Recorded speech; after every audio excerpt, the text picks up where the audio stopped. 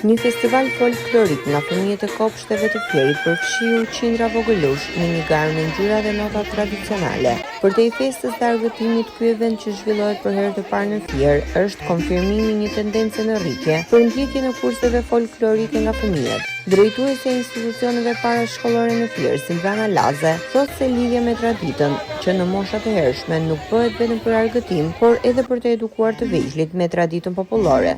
Ky festival është për herë të parë, festivali folklorik i fëmijëve të kopshteve është për herë të parë dhe patjetër që do ketë të tjerë vit për vit, sepse u përqafua shumë mirë dhe nga drejtuesit dhe nga edukatorët e kopshteve. Gjithë çfarë shikoni ju këtu është gjithë puna e prindërve, patjetër dhe edukatorëve, por mbështetja maksimale e prindërve. Rënjët i kemi në folklor.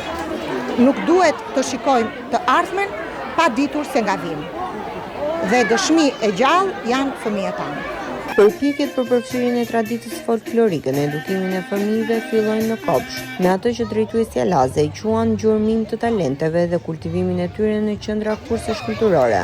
Vetëm në qendrën kulturore të Fierit janë 50 fëmijë të moshave 5 deri në 7 vjeç, pjesë e grupeve zinxhir të ansamblit Myzeqeja.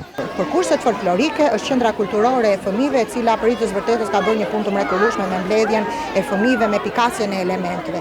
Gjë që vijon edhe në kopshtet tona. Pra, në kopshtet tona nuk është të po punohet vetëm për folklorin. I është dhënë zë edhe fëmijëve që kanë talent pikturën, që kanë talent artin, që kanë talent diçka tjetër. Gjurmohen talentet. Pra tjetër, ky është fokusi, pra gjurmimi i elementeve që në fëmijërinë e hershme.